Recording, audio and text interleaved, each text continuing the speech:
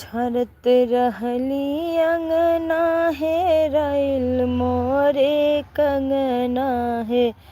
हेराइल मोरे कंगना यर सस गरिया में